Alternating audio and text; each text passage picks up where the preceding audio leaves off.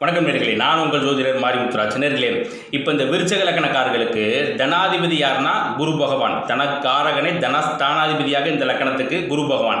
இந்த குரு செவ்வாய் சூரியன் இந்த மாதிரி மிங்கிள் ஆகிறது மிகப்பெரிய பொருளாதார உயர்வு, தனஸ்தானத்துக்கு மிகுதியான நல்ல உயர்வான கிரக சேர்க்கைகள் அடைவு. அப்போ பொருளாதாரம் ப்ளஸ் ஆகிக்கிட்டே இருக்கும். அது தசாபுத்தி நல்ல பிளஸ்ஸிங்காக அமைஞ்சிச்சு அப்படின்னா பன்மடங்கு பொருளாதாரத்தை ஈட்டி கொடுக்கும். அதே இந்த ரெண்டாம் இடத்துக்கு விருச்சக லக்கணத்துக்கு ரெண்டாம் இடத்துக்கு ஆறுக்குடையவன் யாருன்னா சுக்கிரன், அஷ்டமாதிபதி யாருன்னா சந்திரன். இந்த மாதிரி சுக்கிரனும் சந்திரனும் இந்த லக்கணத்துக்கு கூடுவது மிகப்பெரிய பொருளாதார பணம் போட்டு முதலீடு போட்டு தொழில் செஞ்சால் அதில் மைனஸ் ஏற்படும். இந்த மாதிரி ஸ்தான பலங்கள் இல்லாமல் குரு சூரியன் செவ்வாய் இந்த கிரக சேர்க்கை அடைவு எந்த மைனஸான கிரகங்கள் பார்க்காமல் அமரப்பெற்றாலே பொருளாதார உயர்வு நிச்சயமாக கிடைக்கும்.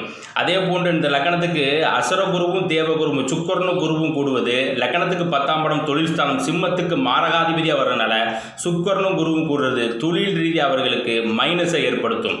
அதே சூரியன் செவ்வாய் குரு கூடுவது ப்ளஸ்ஸு, சுக்கிரன் குரு கூடுவது பொருளாதார மைனஸ், இடி விழுந்தது போல இருக்கும். தொழில் ரீதியாக அவ்வப்பொழுது இடி விழுந்த மாதிரியே இருக்கும். அதே மாதிரி சனி சந்திரன் கூடுவதும் தொழில் ரீதியாக லக்கணத்துக்கு சனி உங்களுக்கு 3-4 குடையவனாக வருவார். 10ஆம் இடம் தொழில் ஸ்தானத்துக்கு 6 குடையவனாக வருவார். சந்திரன் விரையாதிபதியாக வருவார். இந்த சனி சந்திரன் கூடுவதும் சுக்கிரன் குரு கூடுவதும் விருச்சக லக்கணத்திற்கு தொழில் ரீதியாக மைனஸை ஏற்படுத்தும்.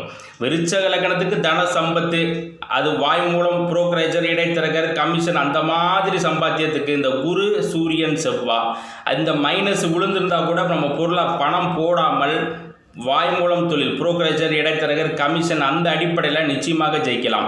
தசாபுத்தி உங்களுக்கு இப்போ ராகு தசை நடக்குதுன்னா அது பிளஸ்ஸிங்கை அமரப்பட்டிருந்தால் நல்ல பிளஸ்ஸிங்கை கொடுக்கும். ராகு தசை மேக்சிமம் ஒரு 90% மைனஸ்லேயே தான் அமரும்.